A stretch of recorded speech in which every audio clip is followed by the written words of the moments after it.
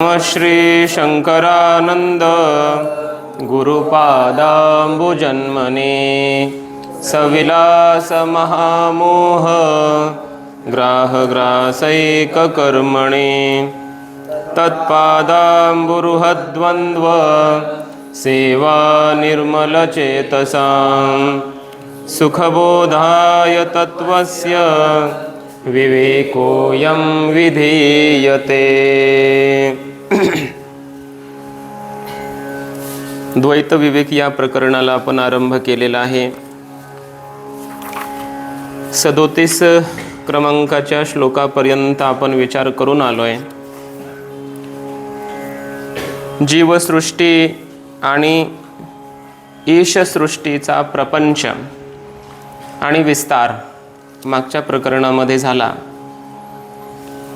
त्यापैकी जीवसृष्टी हीच बंधाला कारण आहे। त्यासाठी अनेक दृष्टांत आपण कालच्या पाठात पाहिले। दूर देशाला गेलेला पुत्र जिवंत असताना सुद्धा त्याचे वडील विप्रलंभक वाक्याने त्याला मेलेला समजून रडतात। याचा अर्थ मनोमय सृष्टीतला मुलगा मेला म्हणून रडतात। ईश्वर सृष्टीत तर जिवंतच आहे। आणि कधी कधी तिकडे खरोखर ईश्वर सृष्टीतला मुलगा हा मृत्यूला प्राप्त झाला असताना देखील ती वार्ता यांना न कळाल्यामुळे हे रडत नाहीत, उलट इकडे आनंदी असतात। याचा अर्थ असा, मनोमय सृष्टीतला जिवंत आहे, ईश्वर सृष्टीतला मेला, आणि त्यामुळे मनोमय सृष्टी हीच सुखदुःखाला कारण आहे। ईश्वर सृष्टी सुखदुःखाला कारण नसते। पूर्वपक्षी म्हणतो, मग तुम्ही तर विज्ञानवादच स्वीकारल्यासारखं झालं। विज्ञान म्हणजे बुद्धी, बुद्धीच पदार्थाचा आकार धारण करते। तुम्ही बाहेर पदार्थ मानता की नाही? तर उत्तर दिलं की बाहेर पदार्थ आम्ही मानतो। फरक एवढाच आहे की बाहेरचा पदार्थ आम्ही व्यर्थ मानतो, त्याची काही आवश्यकता नाही, सुखदुःखाला तो कारण ठरणारा नाही, असं आमचं मत आहे। पण बाहेर पदार्थ प्रमाणाने सिद्ध होत असल्यामुळे त्याचं अस्तित्व मान्य करावंच लागतं। या सगळ्या गोष्टी सिद्ध झाल्याच्या नंतर पूर्वपक्षी म्हणतोय की मग मनोमय सृष्टीच जर दुःखाला कारण असेल तर मनाचा निरोध करणं हाच परमपुरुषार्थ मानला पाहिजे। आणि त्यासाठी मग योगशास्त्राचा अभ्यास केला पाहिजे। ब्रह्मज्ञान प्राप्त करून काय करायचं आहे, अशा प्रकारची शंका करतोय पुढच्या श्लोकामध्ये पूर्वपक्षी। मानस द्वैतस्य एव बंध हेतुत्वे, मनोमय द्वैत हेच जर बंधाला हेतू असेल तर मग तस्य मनोनिरोधात्मक योगेन एव निवृत्ती संभवात, त्या मनोमय द्वैताची निवृत्ती, मनोरोध म्हणजेच मनोवृत्ती निरोध असं त्याला म्हणायचं आहे। चित्तवृत्तीचा निरोध करणं, अशा प्रकारचा जो योग आहे, त्या योग दर्शनाच्या द्वारा, शास्त्राच्या द्वारा अभ्यास करून किंवा निर्विकल्प समाधी रूपी जो हा योग आहे, त्या योगाचा अभ्यास करून या मनोमय द्वैताची निवृत्ती होणं संभवनीय असल्यामुळे ब्रह्मज्ञानस्य बंध निवर्तकत्व अभ्युपगमो विरुद्धेत इति शंकते। या बंधाच्या निवृत्तीला कारण म्हणून ब्रह्मज्ञानाचा अभ्युपगम करणं विरुद्ध आहे, स्वीकार करणं योग्य नाही। कारण काल आपण पाहिलं, ब्रह्मज्ञान जरी झालं तरी त्या महात्म्याला काहीतरी दिसतं, काहीतरी ऐकतो, तोही नेत्री पाहे, श्रवणी ऐकतो आहे, असा अर्थ आहे। म्हणजे त्याचं मनोमय द्वैत निवृत्त होत नाही। मग त्याला सुद्धा जर सुखदुःख होणारच असतील ब्रह्मज्ञान होऊनही, तर मग त्यापेक्षा योग अभ्यास करावा, मनोवृत्तीचा निरोध करावा, की जेणेकरून मनोमय द्वैतच मनामध्ये येणार नाही आणि मग त्याला सुखदुःख होणार नाही। म्हणून सुखदुःख रूप बंध निवृत्तीचं साधन योग मानला पाहिजे, ब्रह्मज्ञान प्राप्त करून उपयोग नाही, असं म्हणतो कोण? पूर्वपक्षी। पुढच्या श्लोकामध्ये पूर्ण शंका आहे. त्याचं उत्तर आहे पुढच्या श्लोकात त्याच्या. बंधश्चेन्मानसं द्वैतं तन्निरोधेन शाम्यति अभ्यसेद्योगमेवातो ब्रह्मज्ञानेन किं वद. बंधश्चेन्मानसं द्वैतं तन्निरोधेन शाम्यति अभ्यसेद्योगमेवातो ब्रह्मज्ञानेन किं वद.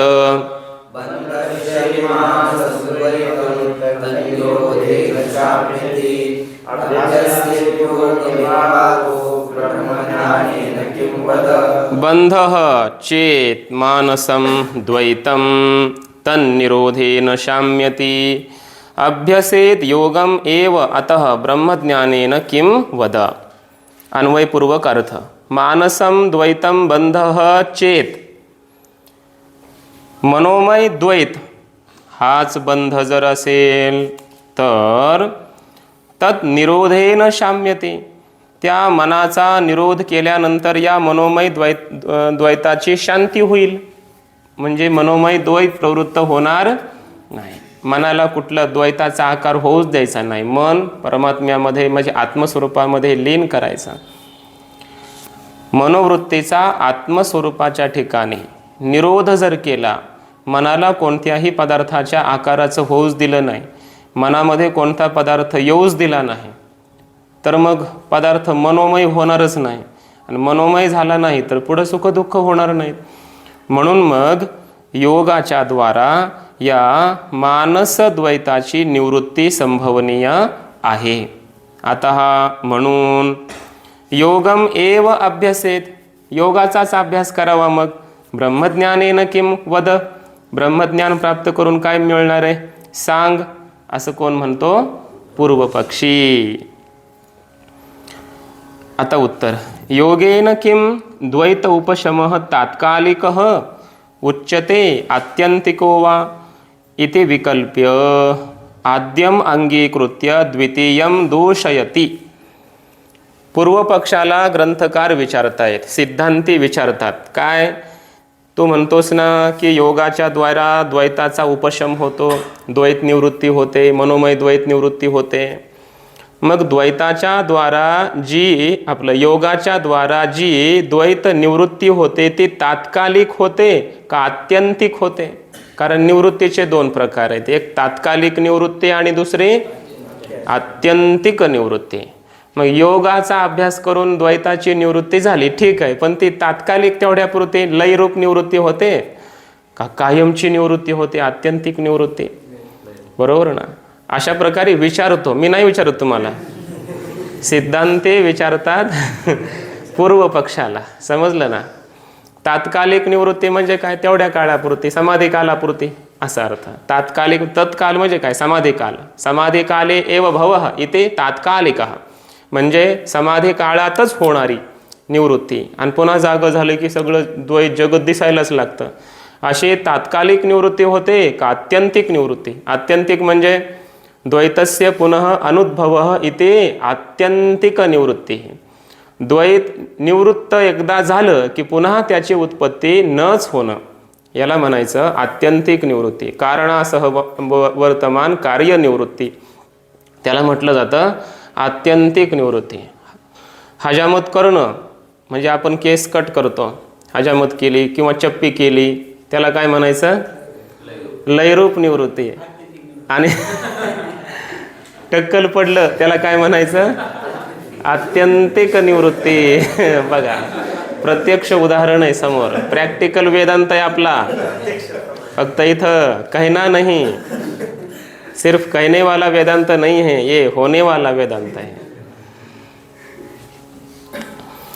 त्याप्रमाणे मग द्वैताची निवृत्ती ही कायमची होते का तेवढ्यापुरती होते सांग, असं सिद्धांती विचारतात. असा विकल्प केला. आद्यम अंगीकृत्य, पहिल्या पक्षाचा तर आम्ही अंगीकार केलेलाच आहे. काय? तात्कालिक निवृत्ती होते हे आम्हाला मान्य आहे, पण द्वितीयम जर दुसरं म्हणशील आत्यंतिक निवृत्ती होते द्वैताची, योगाच्या द्वारा, तर तसं तुला म्हणता येणार नाही. आत्यंतिक निवृत्ती होत नसते योगाच्या द्वारा, असं ग्रंथकार सांगतायत पुढच्या श्लोकामध्ये. तात्कालिक द्वैत शांता वप्यागामी जनिक्षयः ब्रह्मज्ञानं विना न स्यादिति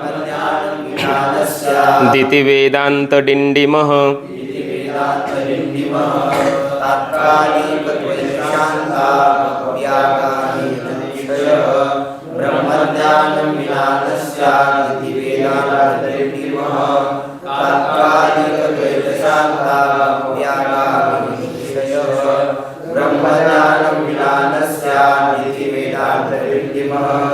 तात्कालिक द्वैत शांतौ अपि आगामी जनिक्षयः ब्रह्मज्ञानं विना न स्यादिति वेदांत डिंडिमः.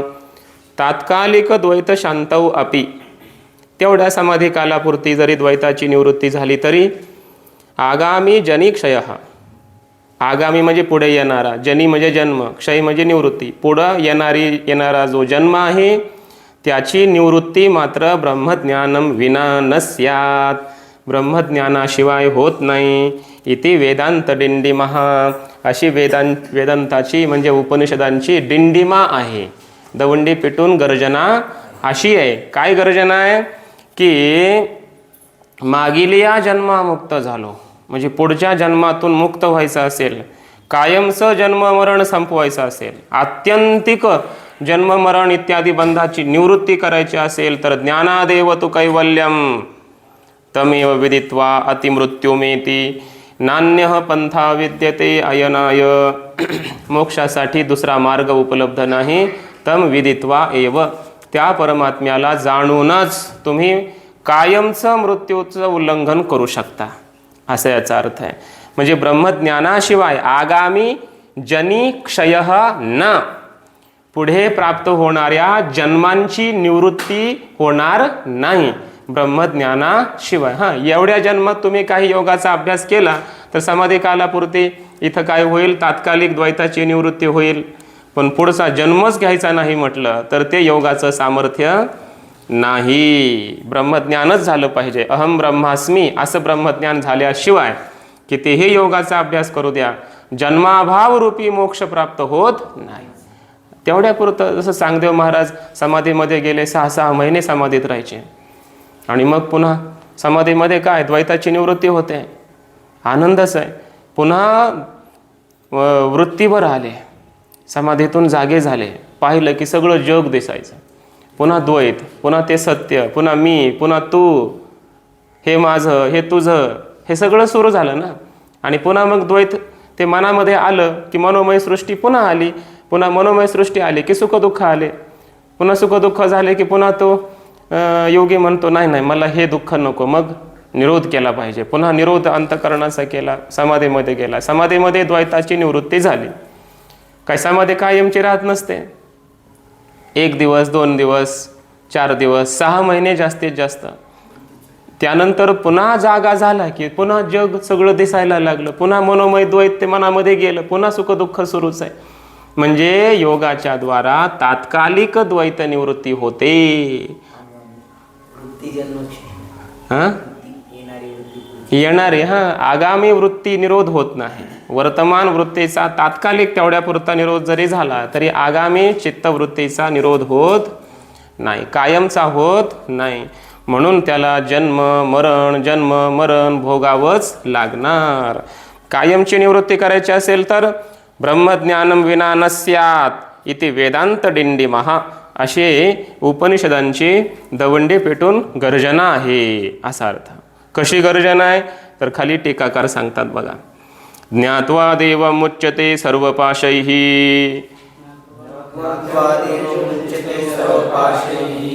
जरा वजनात श्लोक म्हणायचे. हे दवंडी आहे ना. ज्ञात्वा देवं मुच्यते सर्वपाशैः, ज्ञात्वा शिवं शान्तिमत्यन्तमेति, अर्थ बघा आधी याचा. दवंडी पेटून श्वेताश्वेतर उपनिषद आम्हाला सांगतं, ज्ञात्वा देवम, हे मनुष्यांनो, जीवांनो, अज्ञान्यांनो ध्यानात घ्या. काय? परमात्म्याला, त्या देवाला जाणूनच सर्व पाशैहि मुच्यते, मृत्यूच्या सर्व पाशातून तो मुक्त होतो, अन्यथा नाही. अविद्या, काम, कर्म हे मृत्यूचे पाश आहेत. सकाळीच विषय झाला हा. मृत्यू पाशात निचाय्यतम मृत्यू पाशान विमुच्यते, म्हणजे त्या परमात्म्याला जाणूनच त्या मृत्यूच्या पाशातून तो मुक्त होतो. अविद्या, काम, कर्म हे मृत्यूचे पाश आहेत. अज्ञान म्हणजे अविद्या, काम म्हणजे इच्छा, कर्म म्हणजे काही कर्म केलेलं पापपुण्यात्मक. पापपुण्यात्मक कर्म असेल तर तुम्हाला जन्म मिळणारच. काही वासना शिल्लक राहिली असेल जन्म मिळणार, अज्ञान शिल्लक असेल जन्म मिळणार. हे मृत्यूचे पाश आहेत. म्हणून तुम्हाला या सर्व पाशातून मुक्त व्हायचं असेल तर पर्याय एकच आहे, ज्ञात्वा देवम. देव म्हणजे दिव्यते ते देव, हा प्रकाश रूप असणारा आपला आत्मा, की जो ब्रह्मरूप आहे, व्यापक आहे. अशा ब्रह्मरूप आत्मस्वरूपाला जाणूनच तो मृत्यूच्या पाशातून मुक्त होऊ शकतो. ही डिंडीम आहे. ज्ञात्वा शिवम, त्या शिव म्हणजे कल्याण स्वरूप अशा त्या ब्रह्माला जाणूनच शांतीम अत्यंतम येते, अत्यंत शांतीला तो प्राप्त होतो. नाहीतर मग तात्कालिक शांतीला प्राप्त होईल योगाच्या द्वारा, पण आत्यंतिक शांती, कायमची शांती जर प्राप्त करायची असेल तर परमात्म्याला, त्या शिवाला आत्मत्वाने जाणावंच लागेल. एवढंच नाही तर हे झालं अन्वयाने सांगणं. आता व्यतिरेकाने सांगतात, यदा चर्मवदाकाशम वेष्टयिष्यन्ति मानवाः तदा देवमविज्ञाय दुःखस्यान्तो भविष्यति. यदा म्हणजे जेव्हा, चर्मवत एखादा कातड्याप्रमाणे, चर्माप्रमाणे, जसं आपल्या देहाला हे चर्म आहे की नाही, वेष्टन आहे, जसं देहाला हे कातड्याचं, चर्माचं वेष्टन आहे, त्याप्रमाणे जेव्हा किंवा जर मानवा हा आकाशम वेष्टयंती, आकाशाला जर वेष्टन घालतील, कशाचं तरी आवरण घालतील, तदा तर मग देवम अविज्ञाय, देवाला न जाणता, परमात्म्याला आत्मत्वाने न जाणता, दुःखस्यांतो भविष्यती, मग दुःखाचा अंत होईल. जसं या देहाला चर्माचं वेष्टन आहे, तसं आकाशाला जर चर्माचं म्हणा कशाचंही वेष्टन जर घालता आलं असतं तर देवाला न जाणता, परमात्म्याला न जाणता, म्हणजे ज्ञाना वाचून मोक्ष प्राप्त झाला असता. पण आकाशाला कधीही वेष्टन घातलं जाऊ शकत नाही आणि ज्ञाना वाचून मग कधी मोक्ष प्राप्त होत नाही. याला म्हणायचं व्यतिरेक. व्यतिरेकाने सांगितलंय, ज्ञानाने मोक्ष प्राप्त होतो हे अन्वयाने सांगणं झालं, आणि असं ज्ञाना वाचून मोक्ष प्राप्त होतच नाही, याला म्हणायचं व्यतिरेक. समजतंय ना? म्हणजे असं काही होत नाही तसं काही होत नाही.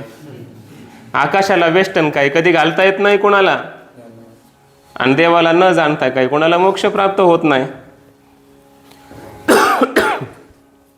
इत्यादी श्रुतीषु अन्वय व्यतिरेकाभ्याम, इत्यादी श्रुतींमध्ये अन्वय व्यतिरेकाच्या द्वारा ब्रह्मज्ञानादेव बंध निवृत्ती ही अभिधीयते इति भाव. ब्रह्मज्ञानानेच बंधाची निवृत्ती म्हणजे आत्यंतिक निवृत्ती कथन केली जाते, असा याचा भाव आहे. ज्ञानादेव तो कैवल्यम हे अन्वयाने सांगणं झालं. ऋते ज्ञानान्न मुक्ती, ही ज्ञानाशिवाय मुक्ती नाही, हे व्यतिरेकानं सांगणं झालं निश्चित. अशा पद्धतीने तात्कालिक द्वैत निवृत्ती जरी योगाभ्यासाने होत असली तरी आत्यंतिक द्वैत निवृत्ती मात्र ब्रह्मज्ञाना वाचून होतच नाही. म्हणून ब्रह्मज्ञानेन किम वद असं म्हणू नको. ब्रह्मज्ञानाने काय होणार, तर ब्रह्मज्ञाना वाचून काय होणार हे सांग. ब्रह्मज्ञानेन विना किम वद, समजलं ना? ब्रह्मज्ञानाशिवाय काय असं दुसरं साधन नाही. ननु बाह्यद्वैत निवारणम अंतरेण अद्वितीय ब्रह्मज्ञानमेव न उदेयात इति आशंक्या. पूर्वपक्षी शंका करतोय दुसरी आता. जर बाहेरच्या द्वैताची निवृत्ती केलीच नाही तर मग अद्वितीय अशा ब्रह्माचं आत्मत्वाने जरी ज्ञान झालं तरी सुद्धा हे द्वैत निवृत्त होणारच नाही, कारण तसं ब्रह्मज्ञानच होणार नाही. कारण ब्रह्म कसं आहे, बाहेर जगतामध्ये सर्व ओतप्रोत आहे, म्हणजे व्याप्त आहे. बाहेरच्या जगताची जोपर्यंत निवृत्ती होत नाही तोपर्यंत ब्रह्मज्ञान होणार नाही. असं कोणाला म्हणायचं आहे? पूर्व पक्षीला. काय म्हणायचं आहे? बाह्य द्वैत निवारणम अंतरेण, बाहेरच्या ईश्वरसृष्ट अशा द्वैताची पूर्ण निवृत्ती झाल्याशिवाय अद्वितीय ब्रह्मज्ञानम एव न उदयात, अद्वितीय असं ब्रह्मज्ञान होणारच नाही. अहम ब्रह्मास्मी असं ज्ञान होणारच नाही, कारण त्याला द्वैत करण्यासाठी बाहेर जग उपलब्ध आहे. आगा पै पंडुकुमरा येता स्वरूपाची या घरा, करीतसे आडवारा विश्वाभासो जो. हे जगत त्याला प्रतिबंध करील ना. ब्रह्मज्ञानामध्ये काय आहे? मी ब्रह्मच आहे, सगळं ब्रह्म आहे, अशा प्रकारचं ज्ञान म्हणजे काय? ब्रह्मज्ञान. पण असं ज्ञान होण्यामध्ये हे सगळे पदार्थ त्याला भेद करतील ना, द्वैत करतील ना. हे हा एक पदार्थ आहे, हा एक वस्त्र आहे, घट आहे, पट आहे, हे सगळे जगतातले पदार्थ द्वैत निर्माण करतील. मग अद्वितीय असं ब्रह्मज्ञान होईलच कसं? असं कुणाला म्हणायचं आहे? पूर्व पक्षीला. उत्तर देत आहेत, तन निवारण अभावे अपि तस्य मिथ्यात्व ज्ञानादेव पारमार्थिकम अद्वैतम बोद्धुम शक्यते इति आह. जरी बाहेरच्या द्वैताची निवृत्ती होऊ शकत नसली तरी देखील बाहेरच्या द्वैताचं फक्त मिथ्यात्व ज्ञान झालं पाहिजे. दिसायचंय दिसू द्या, भासतंय भासू द्या, भाते तिचेत भातू नाम भूषणम माई कस्य तत्. बरोबर ना? मागे आम्ही सांगून आलोय, दिसलं म्हणून बिघडलं असं नाही, सत्य वाटलं तर बिघडलं. म्हणून दिसणारं द्वैत त्याची निवृत्ती करत बसायचं नाही, त्याचा नाश करायचा नाही. मग त्याला फक्त मिथ्या जाणायचं आहे. मिथ्यात्व ज्ञानानेच पारमार्थिक असं अद्वैत, यथार्थ सत्य अद्वैत जाणणं शक्य होतं. म्हणून बाहेरच्या द्वैताची निवृत्ती करायची नाही, तर त्याचं फक्त मिथ्यात्व समजून घेतलं पाहिजे. मग अद्वितीय ब्रह्मज्ञान होत असतं, असा आमचा सिद्धांत आहे, असं सांगतात पुढच्या श्लोकात. अनिवृत्तेपि शसृष्टे द्वैते तस्य मृषात्मताम् बुद्ध्वा ब्रह्मा द्वयं बोद्धुं शक्यं वस्त्वैक्यवादिनः. अनिवृत्तेपि शसृष्टे द्वैते तस्य मृषात्मताम् बुद्ध्वा ब्रह्मा द्वयं बोद्धुं शक्यं वस्त्वैक्यवादिनः.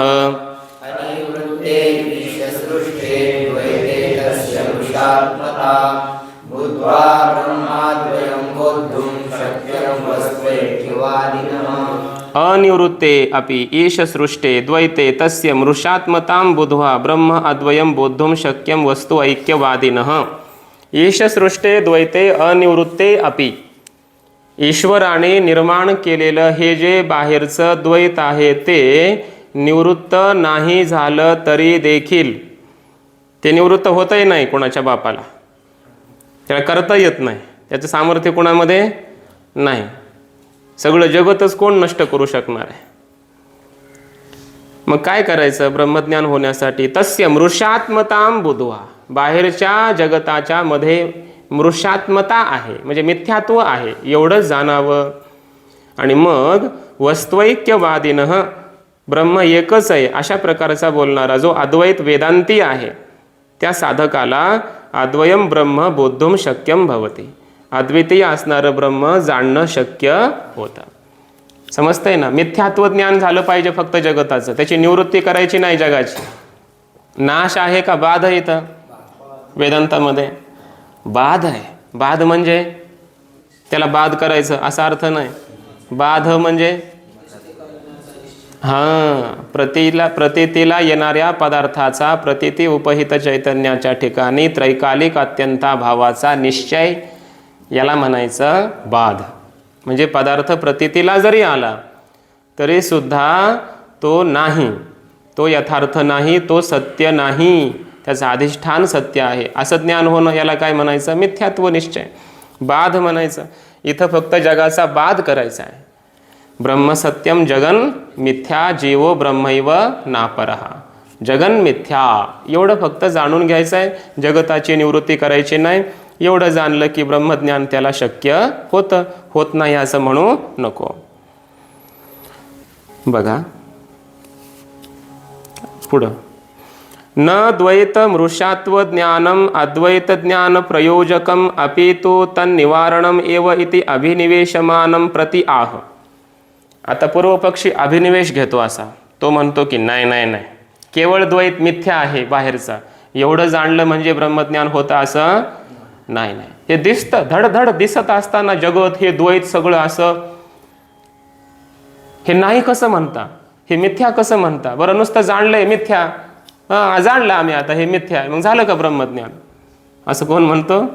पूर्वपक्षी. सरळ सरळ असं बाहेरचा पदार्थ सगळे हे मिथ्या आहेत एवढं जाणायचं, एवढ्यानं कुठं काय ब्रह्मज्ञान होत असतं का? हे सगळे पदार्थ त्याला द्वैत निर्माण करतीलच ना, त्याला अद्वैताचं ज्ञान कसं होऊ देतील? असं कोण म्हणतो? पूर्वपक्षी. म्हणून या जगताची निवृत्तीच करावी लागेल, पूर्ण खलास, ब्रह्मांडाचा नाश करावा लागेल पूर्ण, तरच ब्रह्मज्ञान होईल, नाही तर ब्रह्मज्ञान होणार. कारण ब्रह्मज्ञानामध्ये एकच शिल्लक राहतं ना, अद्वितीय ब्रह्म, अहम ब्रह्मास्मी. आणि ते अद्वितीय असं ज्ञान होण्यासाठी मग हे द्वैत त्याला प्रतिबंध करील. त्यामुळे या संपूर्ण प्रतीतीला येणाऱ्या द्वैताचा नाशच करावा लागेल, असं कोण म्हणतो? पूर्वपक्षी. त्याला अभिनिवेश आहे असा, हट्ट म्हणायचा, आग्रह. असा हट्ट आग्रह जर घेत असेल तर मग त्याला आता ग्रंथकार चांगला धडा शिकवतायत पुढच्या श्लोकामध्ये. प्रलये तन्निवृत्तौ तु गुरुशास्त्राद्य भावतः विरोधी द्वैता भावेपि न शक्यं बोद्धुमद्वयम्. प्रलये तन्निवृत्तौ तु गुरुशास्त्राद्य भावतः विरोधी द्वैता भावेपि न शक्यं बोद्धुमद्वयम्.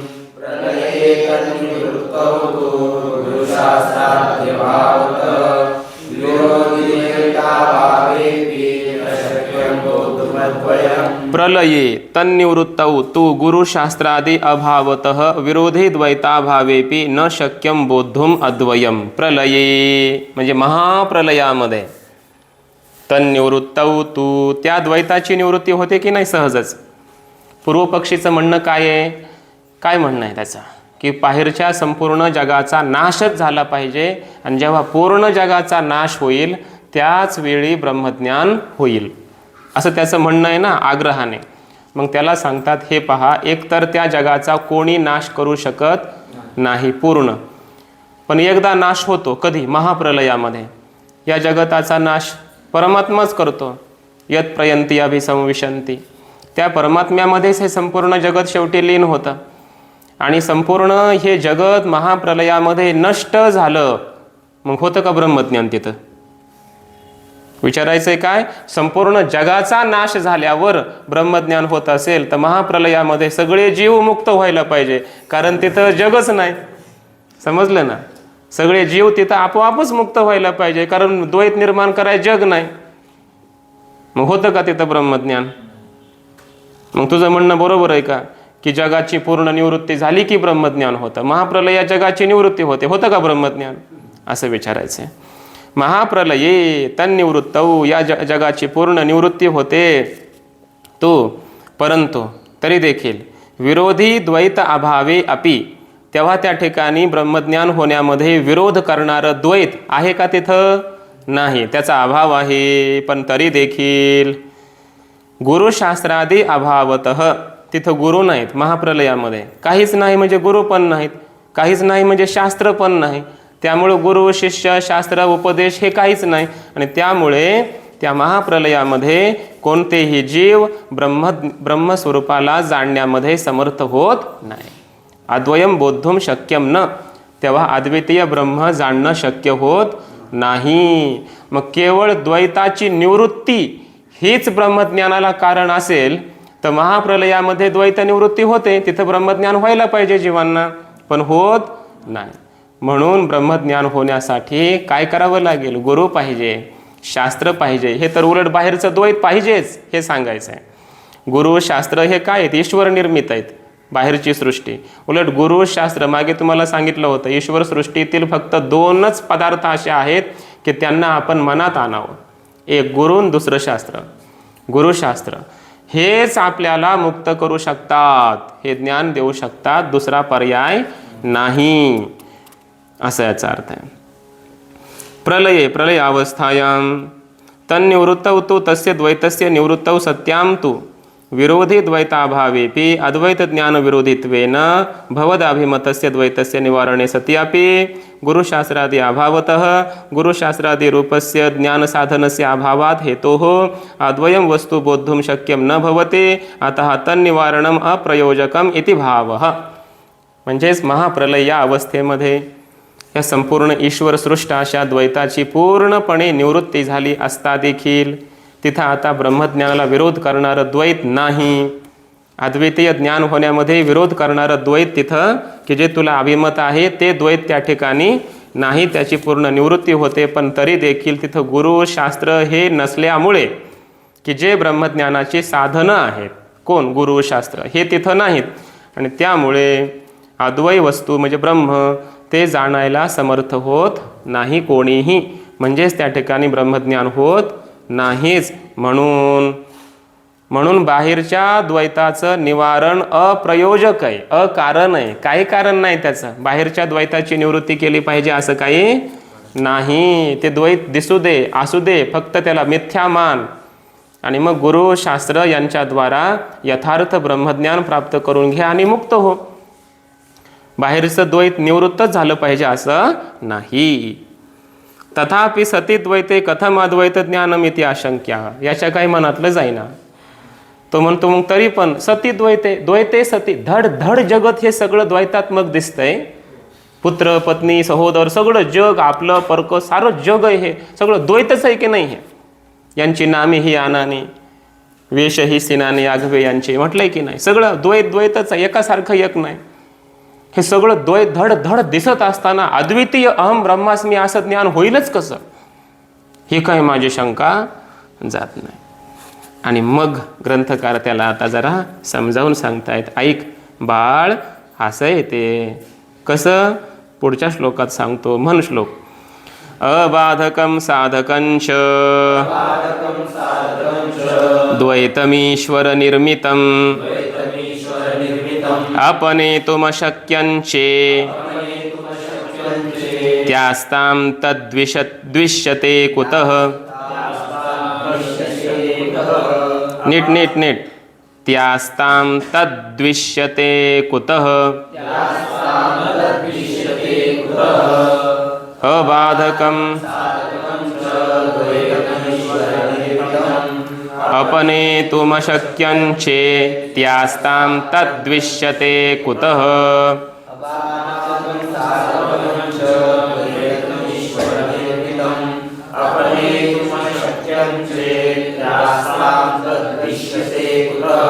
अबाधकं साधकं च द्वैतम् ईश्वर निर्मितम् अपनेतुम् अशक्यं च इति आस्तां तद्विष्यते कुतः. ग्रंथकार त्याला सांगतायत ईश्वर सृष्ट द्वैत 3 प्रकारचे आहे. समजतंय ना? या श्लोकामध्ये ईश्वर सृष्टीतल्या प्रत्येक द्वैताचं विश्लेषण करत असताना त्याचे 3 प्रकार केले. कसे? ईश्वर निर्मितम द्वैतम, ईश्वराने निर्माण केलेलं हे संपूर्ण द्वैत कसं आहे? अबाधकम. पहिली गोष्ट कसं आहे ते? अबाधकम, न बाधकम.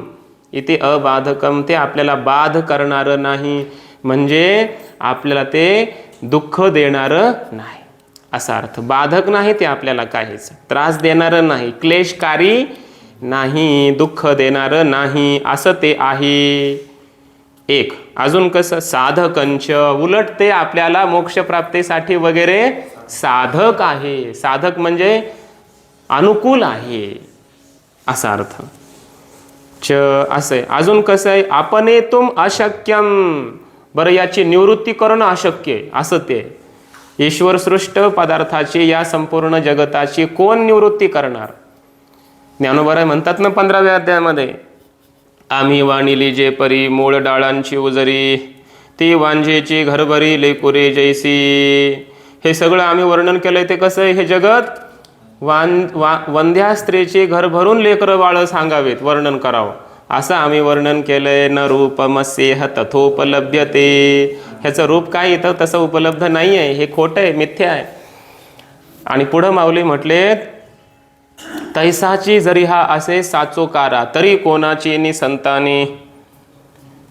काय पुढं 15वा अध्याय, पाठांतराची परीक्षा घ्यायची का? तरी कोणाची नि संताने होय या उन्मूळने, असं काहीतरी आहे पुढं. कोण असा मुलगा आहे? ज्ञानोबा म्हणतात, जगामध्ये असा कोण माई का पूत है कि जिससे ये सारा जगत उन्मूलन किया जाएगा. कौन कर सकता है इस सारे ब्रह्मांड की निवृत्ती, अगर ये सत्य होता तो. जर हे सत्य असतं तर या संपूर्ण विश्वाची निवृत्ती कोणाला करता आली असती? कोणीही याची निवृत्ती करू शकणार नाही. अनंत हे विश्व, कितीतरी वेगवेगळ्या प्रकारचं आहे, ब्रह्मलोकापर्यंत आहे. कोण याची निवृत्ती करणार आहे? असा याचा अर्थ. याला म्हणायचं अपनेतुम अशक्यम. याचं निवारण करणं अशक्य आहे. इथे तत् आस्ताम. म्हणून हे असू दे, हे द्वैत कुतः द्विष्यते. कशामुळं बरं तुझ्याकडून त्याचा द्वेष केला जातोय? ईश्वर सृष्ट द्वैताचा का द्वेष करतोस? समजतंय ना?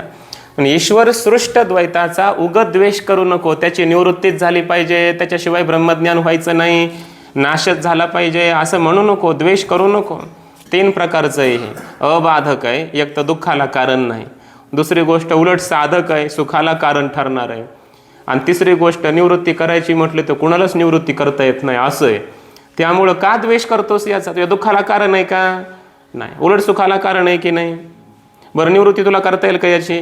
मग का विनाकारण द्वेष करतोस त्याचा? कुणाचा? ईश्वर सृष्ट. बरं, त्याच्यापासून काही बिघडतंय का आपलं? असं ते दिसलं तर दिसलं, भासलं, त्याला फक्त मिथ्या समजायचं आहे, म्हणजे ब्रह्मज्ञान होणारच आहे, मोक्ष प्राप्त होणारच आहे. त्याची निवृत्तीच का करायला बसलास? असं कोण म्हणतात? सिद्धांती. कुणाला? पूर्व पक्षाला. ईश्वर निर्मितम द्वैतम अबाधकम तन्मृषात्व ज्ञानेन एव अद्वैत ज्ञानोत्पत्तेः उक्तत्वात्. साधकंच गुरुशास्त्रादि रूपस्य तस्य ज्ञान साधनत्वात् आकाशादि रूप द्वैतम अस्माभिः अपनेतुम अशक्यंच इति हेतोः तद्वैतम आस्ताम कुतः कारणात् द्विष्यते इत्यर्थ. ईश्वराने निर्माण केलेलं हे संपूर्ण द्वैत अबाधक आहे. अबाधक आहे म्हणजे आपल्याला बाधा निर्माण करणारं नाही. तन्मृषात्व ज्ञानेनं, त्याचं फक्त मिथ्यात्वाचं ज्ञान झालं की एवढ्यानेच अद्वैत असं ब्रह्मज्ञान उत्पन्न होऊ शकतं आपल्याला, असं मागेच सांगितलंय आम्ही. त्यामुळं ते बाधा आणत नाही, प्रतिबंध करीत नाही ब्रह्मज्ञान होण्यामध्ये. कोण? बाहेरचं द्वैत. साधक आहे उलट, म्हणजे गुरुशास्त्रादी रूपस्य तस्य ज्ञान साधनत्वात. हे साधक आहे म्हणजे पुत्र पत्नी हे सगळे साधक आहेत हे नाही सांगायचं. ह्या बाहेरच्या द्वैतामध्ये गुरुशास्त्र हे आहेत, आणि गुरुशास्त्र रूप जे द्वैत आहे ईश्वराने निर्माण केलं हे एवढं फक्त घ्यायचं, ते साधक आहे आपल्यासाठी, ब्रह्मज्ञानासाठी ते साधन ठरतं. आणि तिसरं असं एक द्वैत आहे ते ईश्वर निर्मित की त्याचं अपनयन करता येत नाही. आकाशादी रूप द्वैत, आकाशाचा कोण नाश करणार आहे? आकाश ईश्वर निर्मित आहे, वायू ईश्वर निर्मित आहे. किती शस्त्रांनी आपण मारलं म्हणजे आकाश नष्ट होणार आहे? होऊ शकत नाही. म्हणून ईश्वर सृष्ट पदार्थांचा नाश कोणालाही करता येत नाही. या कारणाने तद आस्ताम, हे द्वैत जे आहे ते ईश्वर सृष्ट द्वैत असू दे, काही कारण नाही याची निवृत्ती करण्याचा. कुतः कारणात द्विष्यते, मग कोणत्या कारणाने तो याचा द्वेष करतोस बरं, असं त्याला ग्रंथकार विचारतायत. इदानीम जीवसृष्ट द्वैतम विभजते. आता यानंतर जीवाने निर्माण केलेलं जे द्वैत आहे त्याचा विभाग करतात. समजतंय का? आता काय करणार आहेत पुढं? जीवसृष्ट पदार्थांचा विभाग करतात. आता काय केला मागे? ईशसृष्ट पदार्थांचा विभाग केला. 3 प्रकारचं द्वैत आहे म्हटले ईश्वर सृष्ट: अबाधक, साधक अपनेतुम अशक्य असं, बरोबर. त्यामुळे द्वेष करू नये या बाहेरच्या जगाचा, असा अर्थ. मग आता जीवसृष्टीकडे येतात. आता जीवसृष्टी पण अशी किती प्रकारची आहे, तर त्यात काही प्रकार आहेत का? ग्रंथकार सांगतात आहेत ना, 2 प्रकार आहेत. आपल्या जीवसृष्ट पदार्थाचे 2 प्रकार करतायत पुढच्या श्लोकामध्ये. जीवद्वैतंतु शास्त्रीय म शास्त्रीय मिति द्विधा उपाददीत शास्त्रीय मा तत्त्वस्यावबोधनात्. जीवद्वैतं तु शास्त्रीय म शास्त्रीय मिति द्विधा उपाददीत शास्त्रीय मा तत्त्वस्यावबोधनात्.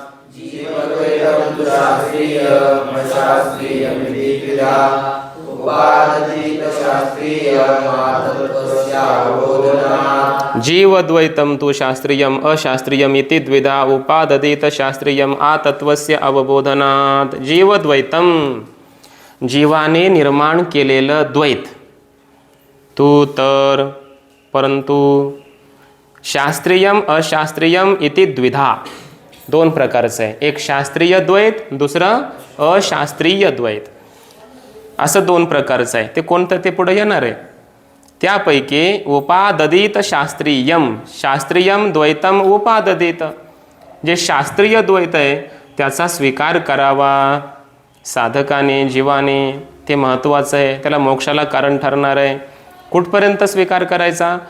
आ तत्वस्यावबोधनात, म्हणजे तत्वस्य अवबोधनात आ म्हणजे पर्यंत, ब्रह्मज्ञान होईपर्यंत असा अर्थ. तत्व म्हणजे ब्रह्मतत्व आणि त्याचं अवबोधन आत्मत्वाने ज्ञान, ब्रह्माचं आत्मत्वाने यथार्थ अपरोक्ष ज्ञान होईपर्यंत शास्त्रीय द्वैताचा त्याने स्वीकार करावा.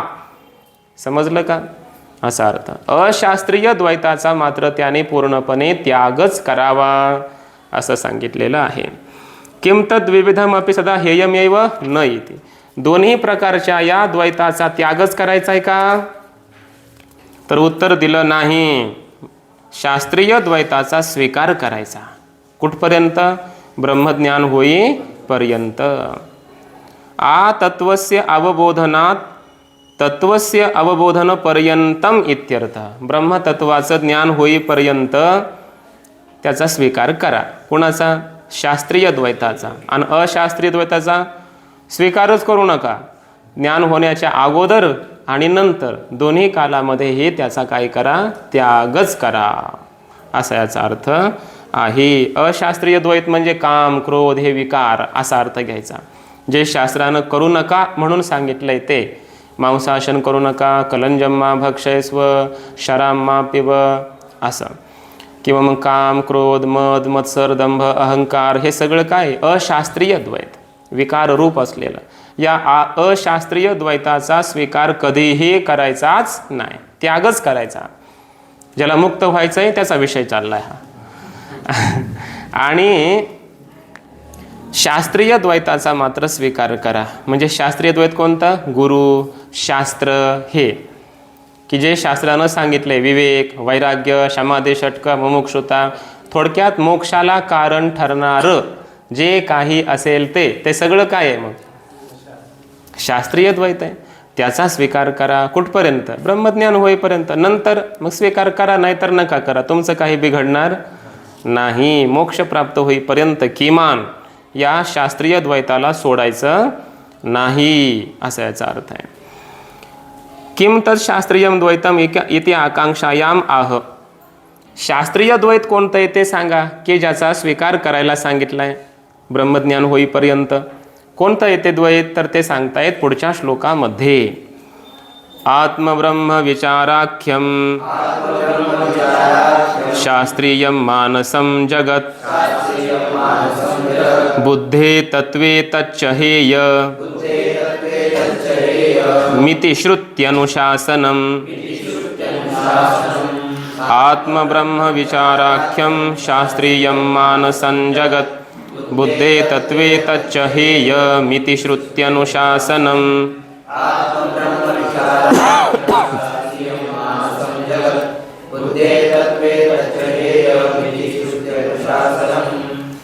आत्म ब्रह्म विचाराख्यम शास्त्रीयम मानसं जगत बुद्धे तत्वे तच्च हेयम इति श्रुति अनुशासनम. आत्म ब्रह्म विचाराख्यम, आत्मा आणि ब्रह्म यांचा विचार करणं या नावाचं शास्त्रीयम मानसम जगत, शास्त्रीय असं मानस द्वैत आहे. समजलं ना? आत्मब्रह्म विचाराख्यम म्हणजे आत्मा ब्रह्म आहे आणि ब्रह्मच आत्मा आहे.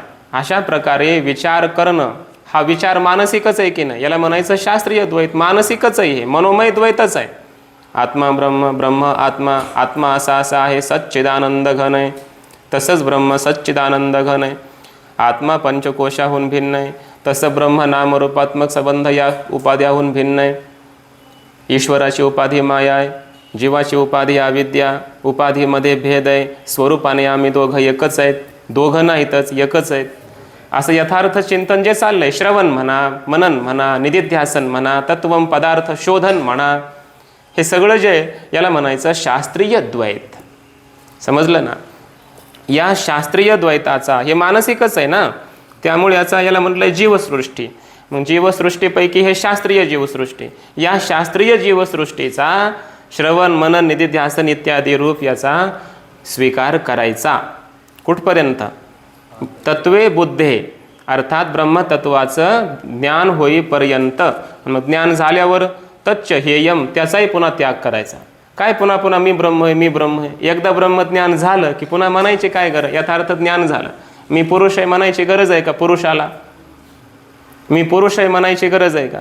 मी स्त्री नाही, मी पुरुष आहे, मी स्त्री नाही, मी पुरुष आहे. लोक म्हणतील काहीतरी शंका आहे याला, काहीतरी शंका आहे म्हणून हा पुन्हा पुन्हा म्हणत असला पाहिजे. याचा अर्थ असा आहे की म्हणायची गरज नाही. नाहीच आहे, स्त्री नाही तर नाहीच आहे, मी पुरुष आहे तर पुरुषच आहे. समजतंय ना?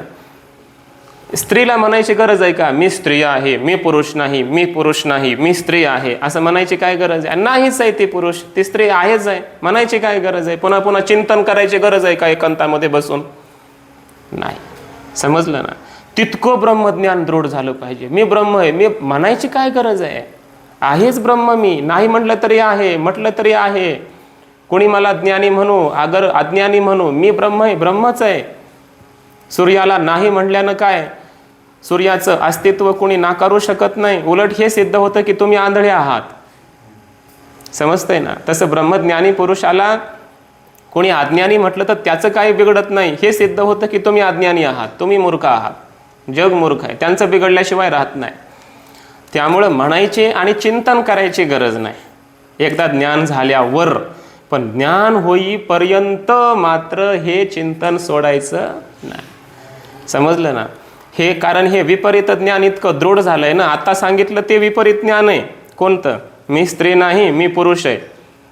बरोबर ना? असं कोणता पुरुष म्हणत नाही, पण स्वतःला पुरुष म्हणूनच सगळी क्रिया करतोय. याला म्हणायचं शुद्ध विपरीत ज्ञान. समजते ना माझी भाषा? त्याला विपरीत ज्ञान एवढं झालं या देहाचं की हा जो देह आहे ना पुरुषच आहे आणि हे पुरुष देह मी आहे. पुरुषाचा देह कोण आहे? हे मी आहे. मी स्त्री नाही, मी पुरुष आहे असं म्हणायची पण गरज नाही. इतकं हे त्याला ब्रह्मज्ञान दृढ आहे. मग ब्रह्मज्ञान हे तादात्म्य ज्ञान एवढं दृढ झालं असेल तर दृढ असलेलं हे ब्रह्मज्ञान काढण्यासाठी मी ब्रह्म आहे हे ज्ञान तेवढं दृढ व्हावं लागेल. आणि तितकं दृढ होईपर्यंत ते चिंतन करावंच लागेल. समजतंय ना? असा याचा अर्थ आहे. म्हणून पुढं श्लोक येईल, देहात्मज्ञान व ज्ञानम देहात्मज्ञान बाधकम आत्मन्येव भवेत यस्य स नेच्छनपि मुच्यते. ज्याप्रमाणे अज्ञानी पुरुषाला मी देह आहे हे ज्ञान अबाधित असतं, म्हणजे निश्चित असतं. ते म्हणतही नाही मी देह आहे म्हणून. काय रोज म्हणतात काही लोक सगळे मी देह आहे, मी देह म्हणत नाहीत, काय नाही, पण मी देह म्हणूनच व्यवहार चाललाय सर्व. समजतंय ना? न म्हणता त्यांचा पक्का निश्चय वाचून निश्चय, याला शुद्ध भ्रमज्ञान म्हणायचं. काय म्हणायचं? शुद्ध टळटळीत निश्चय वाचून निश्चित असं भ्रमज्ञान. मी देह आहे असं ज्ञान त्यांना झालंय. समजलं? मग तितकं शुद्ध ज्ञान व्हावं लागतं मी ब्रह्म आहे. तितकं शुद्ध टळटळीत निश्चय वाचून निश्चय या रूपाने अहम ब्रह्मास्मी, ब्रह्मच आहे मी. मग विचार करा, देहाविषयी इतकं तादात्म्य झालंय आपल्याला, सुटत नाही. कधीतरी आपण मी स्त्री समजून व्यवहार करतो का? नाही, पुरुष समजूनच चाललंय सगळं आपलं. स्त्रीवाचक शब्द येतो का आपल्याकडं कधीतरी? नाही, आम्ही पुरुषाचेच शब्द वापरतो, स्त्री स्त्रीचेच शब्द कायम वापरते, एकमेकाचे एकमेक वापरत नाहीत का? स्वतःला पुरुषच समजतो, स्त्री स्त्री समजून व्यवहार चाललाय. विसरायला तयार नाहीत ते स्वतःला, मी पुरुष स्त्री याच्या आतीत ब्रह्म आहे, हे त्यांना माहिती नाही.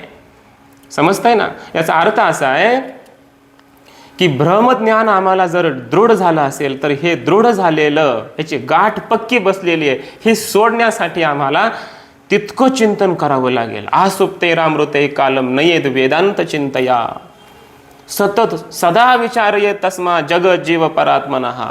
सदैव विचार करावा लागेल, सतत आत्मविचार ब्रह्मविचार करावा लागेल. हे शास्त्रीय द्वैत आहे, हे जीवसृष्टीतलंच द्वैत आहे, पण हे शास्त्रीय द्वैत आहे.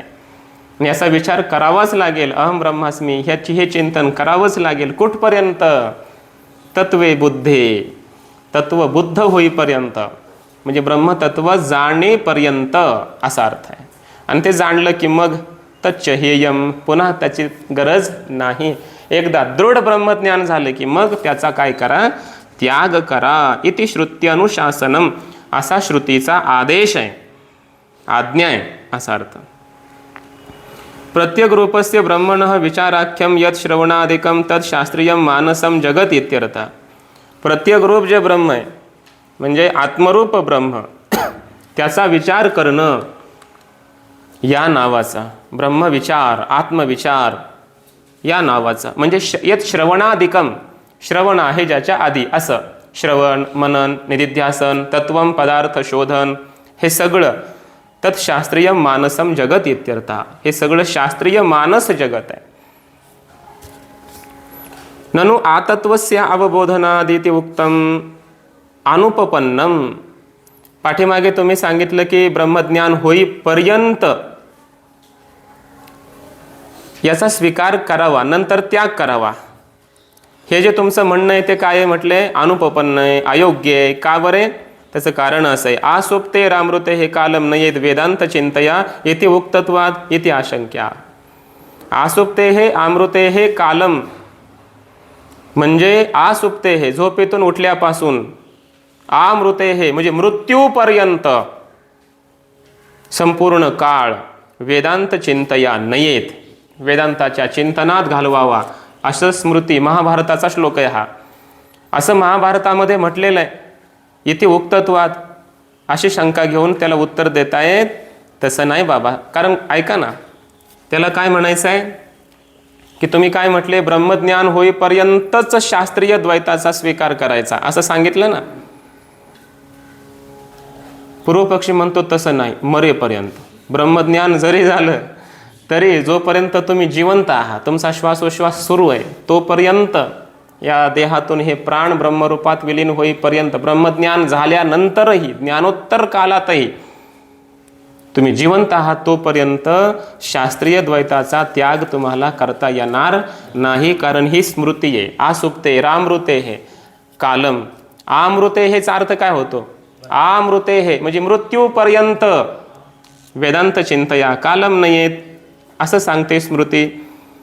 अशी झाली शंका. उत्तर देत आहेत तसं नाही.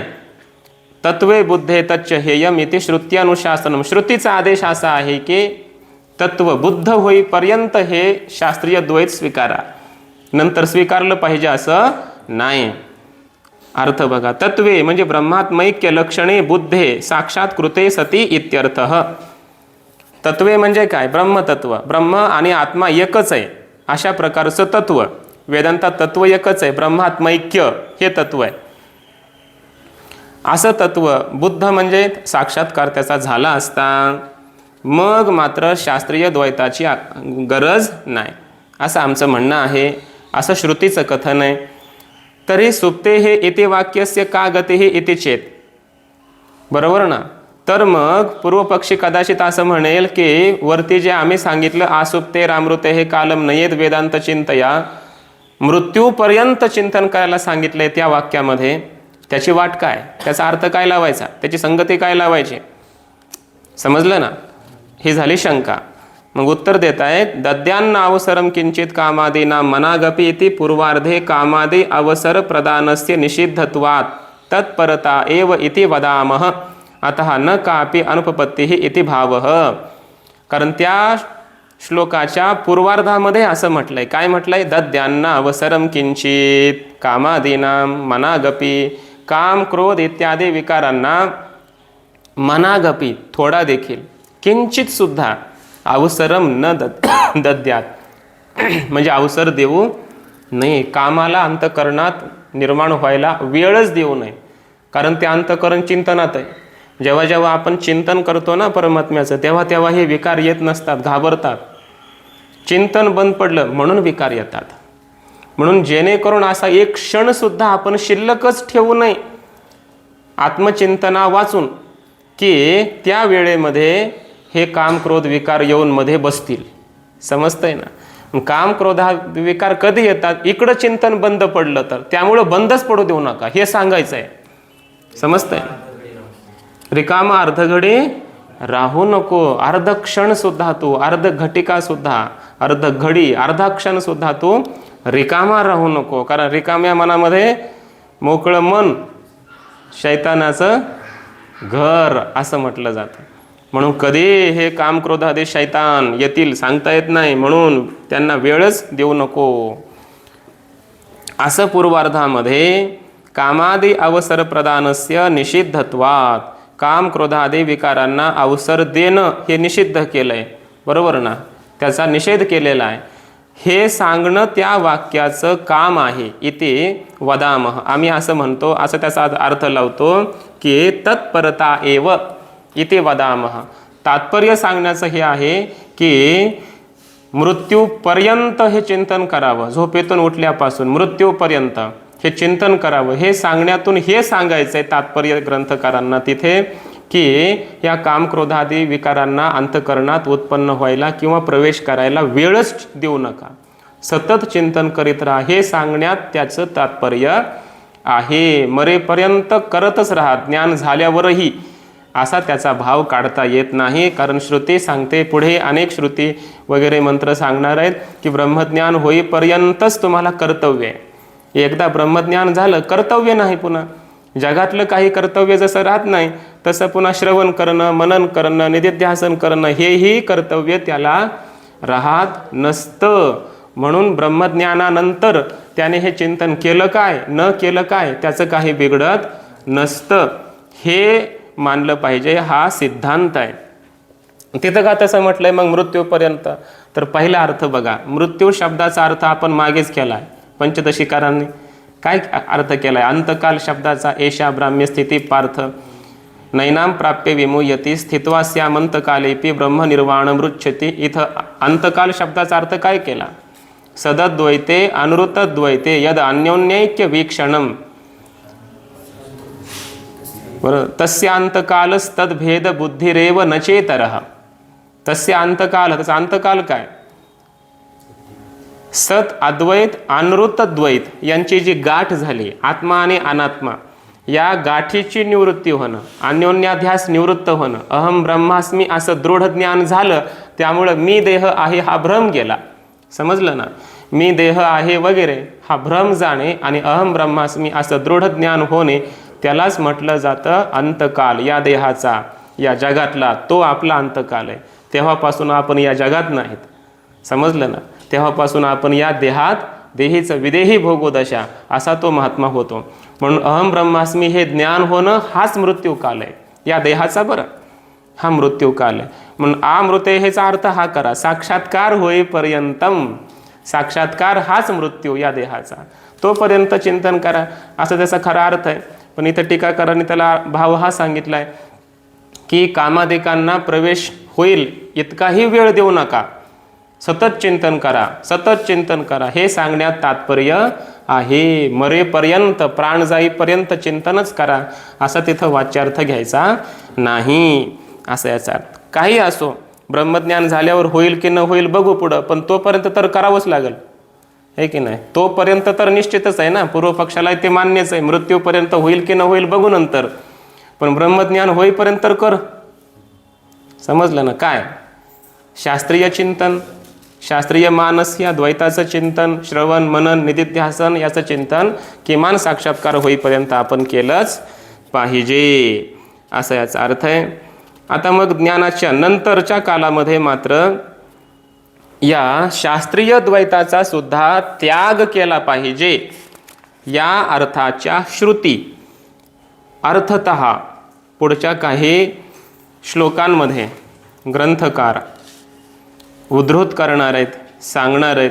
अत्यंत महत्त्वाचे हे काही श्लोक आहेत की ब्रह्मज्ञान झाल्यावर त्या महापुरुषाने काय करावं, म्हणजे कृतकृत्य झालो, इच्छा केली ते पावलो, अशा अवस्थेला तो प्राप्त झाला. मग त्यानं आता काय, कंबर बांधायची फिट आणि पळायचं, कार्यक्रम कीर्तन करीत, हे करायचं का? करायचं काय नंतर नेमकं?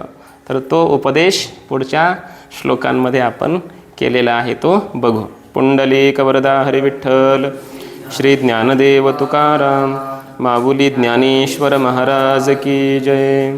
ओम पूर्णमदः पूर्णमिदं पूर्णात् पूर्णमुदच्यते पूर्णस्य पूर्णमादाय पूर्णमेवावशिष्यते.